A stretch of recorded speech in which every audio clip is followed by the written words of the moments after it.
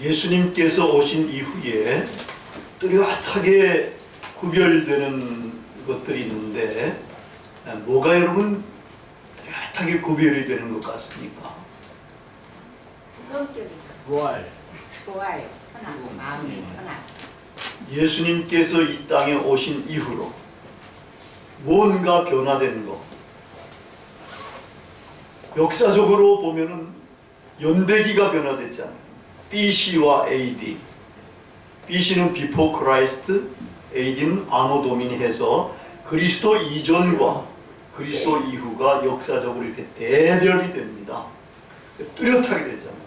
우리의 인생도 여러분이 예수님이 들어온 것, 오신 이후와 이전이 그렇게 뚜렷하게 대별이 됩니다. 뿐만 아니라 이 세상 나라 속에 예수님이 오신 이후에 보이진 않지만 하나님의 나라가 심겨져서 확산이 돼가고 있습니다.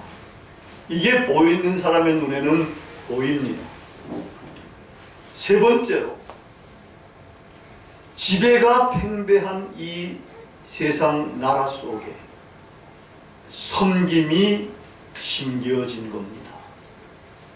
제가 마지막에 언급한 이 섬김은 놀랍게도 우리가 별로 큰 관심도 기울이지 않아요. 왜냐하면 우리의 본성은 섬기는 것보다도 섬김을 받는 걸 다 원하잖아요. 그죠?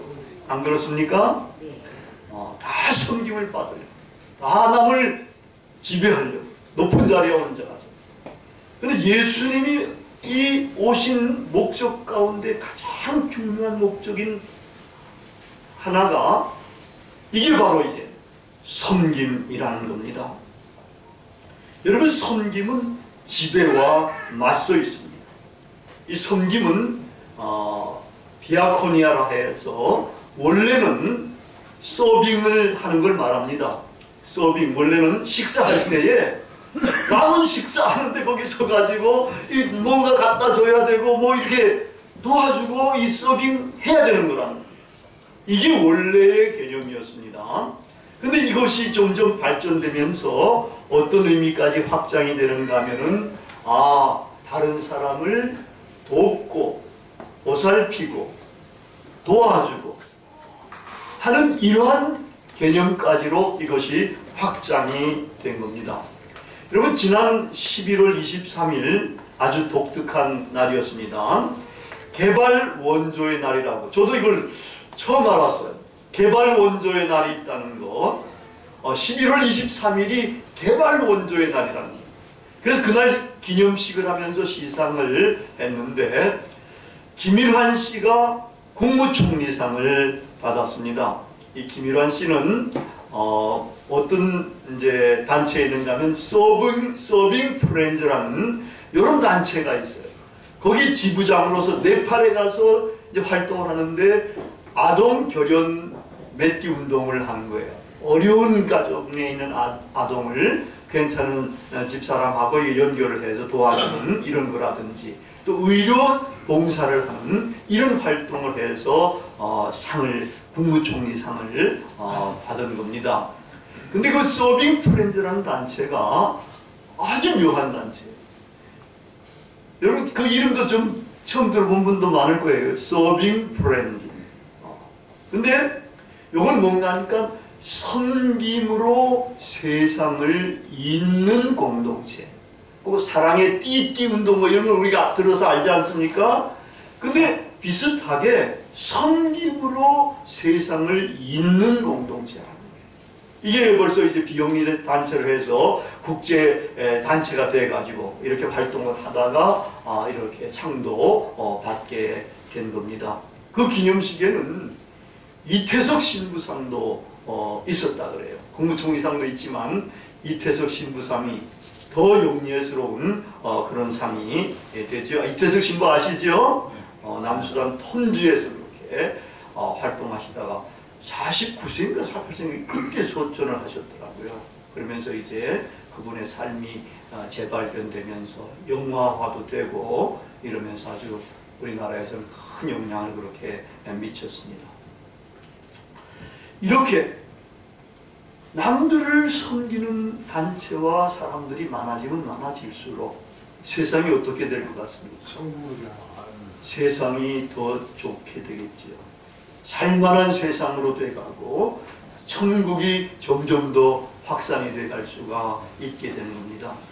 근데 반면에 이 섬김에 맞서는 이 지배는 아마 니체에 의하면 권력의 의지에서 나왔을 것 같아요. 권력의 의지가 있어가지고 올라가가지고 권력을 가지고 남을 지배한다. 이렇게 지배하면 많은 사람들이 어떻게 했어요? 힘들지요. 어렵게 살고 불행해지는 거예요. 이런 것들이 역사 속에 굉장히 많이 일어났습니다. 여러분, 지배라 그러면은 뭐가 딱 연상이 됩니까? 독재자 뭐 이렇게 연상이 되잖아요. 독재자가 권력의 정상에 올라가가지고 막 국민을 지배하고 때로는 국민도 학살도 하고 뭐 이런 것들이 굉장히 많이 있었어요. 그렇게 되는데 여러분, 놀랍게도 박정희 대통령에 대해서는 여러 가지로 이제 평가들이 달라지지만 박정희 대통령 시해 날이 언제인지 아십니까? 10월 26일 연도까지 79년 10월 25일 26일 79년도 10월 26일이에요. 근데 그 해가 79년이라 그랬잖아. 여러분, 그 79년도가 묘한 해라서 제 머릿속에 아주 각인이 되어 있는데, 이 79년도에 박정희 대통령만 이렇게 떨어져 나가는 게 아니라 세계의 여러 독재자들이 이렇게 몰락을 하더라고요. 79년도에 이디 아민 이 우간다 대통령도 뭐 피해 독재자 그리고 작은 히틀러라 그러고 뭐 이런 별명까지 붙을 정도로 그렇게 아주 흉악한 일들을 했어요. 여기 이제 한 것들 좀 이따 이제 제가 이제 보여드릴 텐데 딴 것들도 뭐 좀 이따 보십시다. 이러면서 이렇게 많은 국민들을 그렇게 학살도 하고 억압을 하고 이러다가 79년도에 몰락을 해가지고 딴 나라로 도망갔다가 80년에 그냥 세상을 뜨게 된 거예요. 또 소모사 니카라과 대통령도 역시 79년도에 그렇게 나간 거예요. 또 이란의 팔레비 왕도 79년도에 또 나간 거예요. 박 대통령도 79년도에 나간 거예요. 이렇게 독재자 하면서 남을 지배하던 사람들, 이런 사람들의 삶들은 이렇게 말로가 그렇게 좋지가 않더라고요. 근데 사람들뿐만 아니네. 나라들도 그 나라가 우리가 볼 때는 괜찮은 나라라고 생각되는 나라들도 살펴보니까 이 나라들도 이 독재자 못지않게 이게 다른 나라를 아주 힘들게 만드는 그런 나라들이 제법 있더라고. 우리는 일본이 그런 거 다 알잖아, 그죠? 근데 일본뿐만 아니라 영국, 불란서, 벨기에 이런 나라들이 그런 나라들이 이게 식민지 쟁탈전에 뛰어들어가지고 남들을 지배한 거예요. 영국은 인도를 지배했는데 이런 식으로 이제 영국 군인들이고 이게 인도 사람들이죠. 이렇게 이제 제가 여기 고른 거는 이게 덜 처참한 것들을 고른 거예요. 왜냐하면 성탄 이제 강림절 주간이니까 그래도 이게 알려주긴 줘야 되는데 조금은 덜 참혹한 걸 보여드리겠다 해가지고 이런 거예요. 그 다음에 보면은 이거는 이제 불란서가 알제리 사람들을 학살합니다. 그 다음에는 이제 이건 벨기에 사람들이 이렇게 도망하도록 하시고 이랬는데 이런 나라들은 지금도 사과도 안 하는 거예요. 보상도 안 해주고 우리나라는 그 일본에 대해서 보상해달라고 막 그러면 보상도 좀 받기도 하고 뭐 이러면서 또 이게 다시 또 뭐 회담도 해야 되겠다 하고 막 이러지 않습니까? 근데 이제 영국도 그렇고 우리가 괜찮게 생각하는 나라들 아니에요. 불란서도 그렇고 벨기에도 그렇고 이렇게 식민지 쟁탈전 할 때는 이렇게 남의 나라를 지배하고 억압하고 뭐 학살하고 비참하게 했다. 이게 잘못했다는 말도 아닌지 지금까지 안 한다. 이게 이제 세상의 역사의 풍토라고 할 수가 있는 겁니다. 세상의 권력자들과 힘을 가진 강한 나라들의 민낯이 바로 지배라는 겁니다. 이 지배가 사실은 나라의 통치 원리가 됩니다. 그 집권자들, 권력을 가진 자가 갖지 못한 것을 지배한다는 거예요. 강한 자들이 약한 자들을 그렇게 억누른다는 거예요. 또 빼앗는다는 거예요. 같은 민족과 같은 종족들 가운데서도 그런 일들이 비일비재하게 일어나게 된다는 겁니다. 이것이 인류의 역사입니다. 지금도 역사의 흐름 가운데는 이런 흐름이 굉장히 강력하게 흘러가고 있습니다. 약한 사람들은 정신을 똑바로 차리지 않으면 이런 흐름에 그냥 휩싸여 가게 됩니다. 오늘 본문에서 보면은 세베대의 아들들의 어머니라고 했어요. 이 세베대의 아들은 예수님의 제자 가운데 수제자 요한과 야고보입니다. 야고보의 어머니도 사실은 이런 풍조에 그냥 휩싸여 있는 거예요. 그 양반이 예수님께 나와서 절하면서 요청을 하는 겁니다. 부탁을 합니다. 예수님의 나라가 임할 때 그럼 예수님 뭐가 되겠어요? 그때는 왕이 되는 거죠. 예수님의 나라가 임할 때에 이 두 아들을 예수님의 좌우에 앉게 해달라 이렇게 이야기를 합니다. 여러분 예수님의 좌우에 앉는다는 건 예수님 왕이 될 때 좌우에 앉는 사람들은 누가 좌우에 앉겠어요? 만약 우리나라 말로 하면 좌의정 우의정이죠. 뭐. 제일 높은 자리에 앉게 해달라 이 말이에요.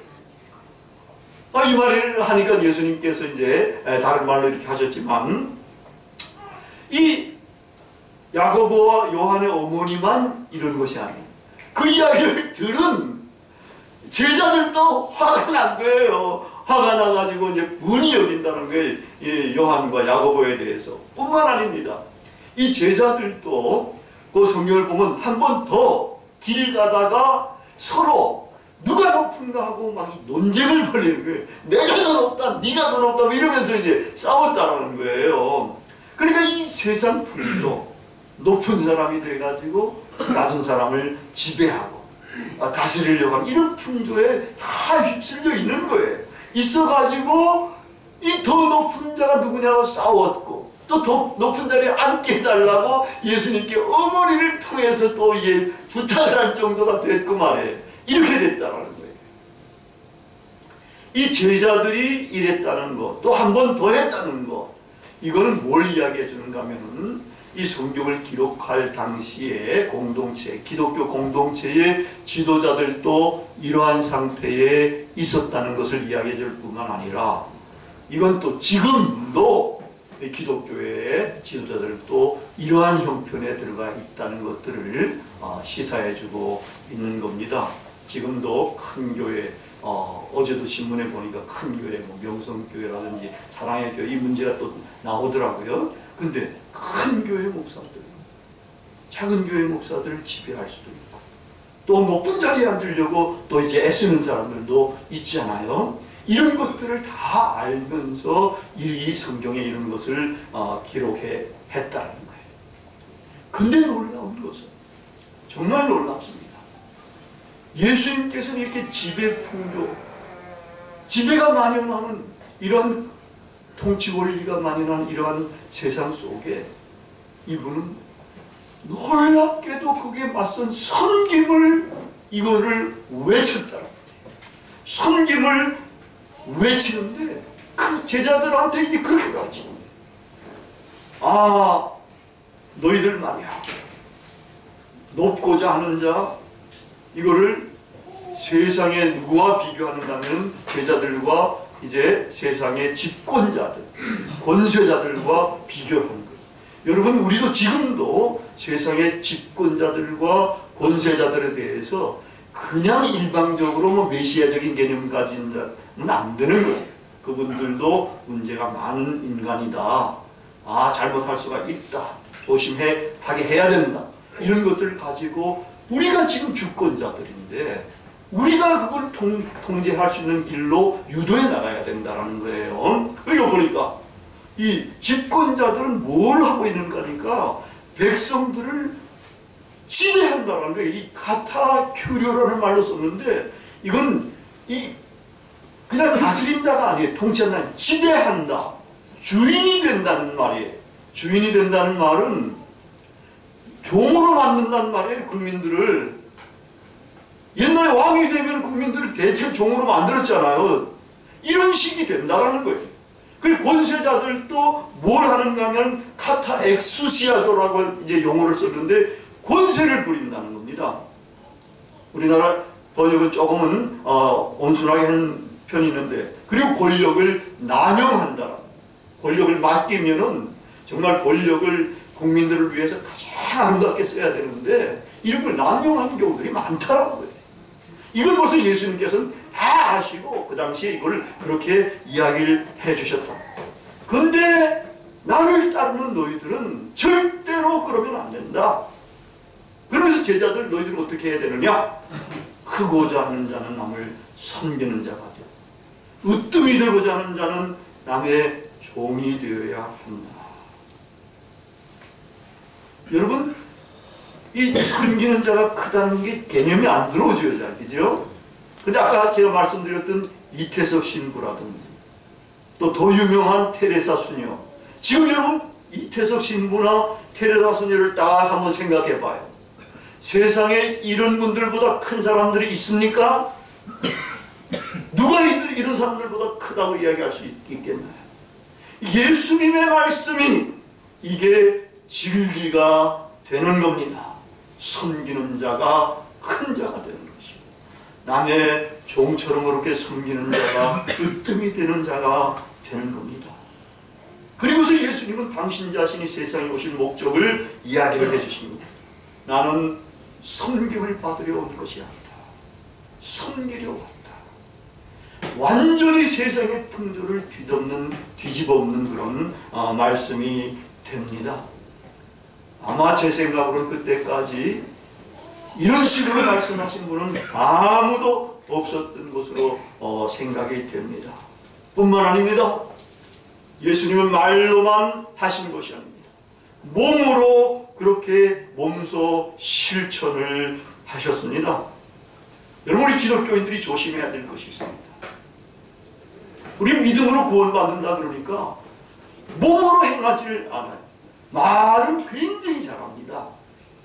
근데 하나님이 우리 인간을 입만 창조하신 게 아니에요. 입과 귀만 창조하신 것이 아니라 눈과 코도 다 만드시고 손과 발도 만드셨다.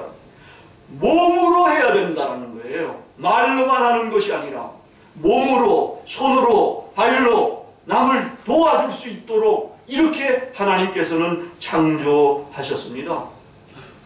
예수님도 말로만 하신 게 아니에요. 몸으로 섬겨주셨어요. 우리도 말로만 해서는 안 되는 겁니다. 몸으로 섬겨야 되는 겁니다.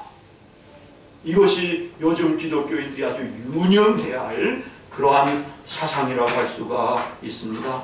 여러분, 예수님께서 몸으로 섬긴 것 한번 살펴보겠습니다. 그림을, 이것이 이제 이런 식으로 남을 돕고 섬기는 것이 예수님께서 우리에게 가르치신 바시고, 예수님도 요것도 마찬가지로 이건 테레사 소녀가 이렇게 섬기는 것이고, 그 다음에 또 보면은 예수님이 이거 직접 제자들의 발을 씻겨주시지 않습니까? 우리 동양에서 누가 예수님처럼 스승이 발을 씻기는 것이 어디 있겠습니까?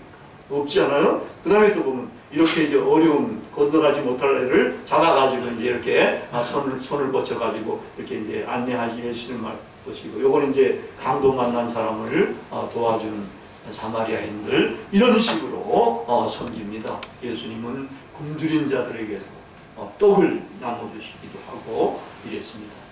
근데 예수님은 이 몸으로 섬기는 이 일에 끝장을 보신 분입니다. 놀랍습니다. 여러분, 몸으로 섬기는데 끝장, 끝판, 그 절정이 뭐겠습니까? 그게 바로 자기의 목숨까지도 남을 위해서 주는 겁니다. 몸을 주되, 시간을 주되, 나중에는 목숨까지 남을 위해서 주는 것이 이게 섬김의 끝판이 되는 겁니다. 예수님은 그래서 다른 사람이 살아나도록, 우리처럼 죄 많은 인간들이 정말 살아서 참 인간이 되도록, 하나님 나라의 자녀가 되도록 당신 자신의 목숨을 섬김으로 우리들에게 제공해 주신 것입니다. 예수님의 몸에 섬김으로 우리가 도움을 얻고, 우리가 치유함을 받고, 그분이 목숨을 버리는 섬김으로 우리가 목숨을 얻고 구원을 얻는 것입니다. 지배가 만연한 세상의 섬김은 아주 낯선 것입니다. 이거는 하늘에서 떨어진 것입니다. 이 섬김이야말로 하나님 나라의 통치 원리가 됩니다. 세상 나라의 통치는 지배입니다. 통치 원리가 그렇습니다. 섬김은 하나님 나라의 문화입니다. 큰 자가 작은 자를, 으뜸이 되는 분이 그렇지 못한 자들을, 강한 자가 약한 자를 섬기는 것입니다. 말로만이 아니라 몸으로 섬기는 것입니다. 목숨까지 바치는 섬김을 예수님께서 보여주신 것입니다. 이러한 섬김으로 우리가 나음을 얻고 목숨을 얻고 참 인간답게 살아가게 된 것입니다. 이렇게 예수님께서 이 지배가 만연한 세상의 섬김을 심으셔서 BC와 AD가 나누어지듯이 세상 나라에 하나님의 나라가 심겨지듯이 지배가 만연한 곳에 섬김을 심어 놓으신 것입니다. 이것이 예수님이 오셔서 이 세상의 분기점을 만드신 것입니다. 이 섬김이 누룩이 밀가루 반죽에 전체적으로 퍼져가서 밀가루 반죽을 조용하게 부풀리듯이 이 섬김이 지금 예수님이 오신 이후로 세상 방방곡곡에 점점 스며들어서 세상을 변화시켜가고 있습니다. 이 변화는 예수님의 섬김을 통해서, 목숨이 살아난 제자들의 섬김을 통해서 일어나고 있는 겁니다. 여러분은 예수님의 섬김을 받아보셨습니까? 예수님의 섬김의 끝판, 그 절정의 섬김, 인간 같지 않은 우리를 대신해서 생명을 초계와 같이 버리는 그 섬김을 여러분은 받아보셨습니까?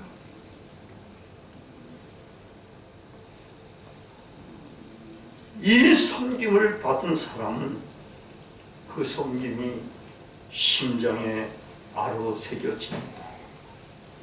그 섬김을 잊을 수가 없습니다. 주님으로부터 참 인간 대접을 받고 주님으로부터 존귀하게 대접을 받는, 그렇게 고귀하신 몸, 그 존엄한 생명의 섬김을 우리는 잊을 수가 없는 것입니다. 그래서 예수님을 본받아서 예수님처럼 세상을 품고 사람을 섬기고 가정을 섬기고 교회를 섬기고 타인을 섬기는 그러한 섬김의 삶을 살게 되는 것입니다. 우리가 참 기독교인이라면 우리 모두는 이러한 섬김으로 부름을 받은 것입니다. 섬김의 소명을 받은 셈입니다. 그래서 오늘 말씀을 기독교인의 소명론을 요약해서 말씀을 맺도록 하겠습니다. 우리는 거룩한 그리스도인으로 소명을 받았습니다. 그 소명은 타인을 섬기는 것이며 섬김의 장소는 우리의 삶의 자리인 것입니다. 다 같이 기도하시겠습니다.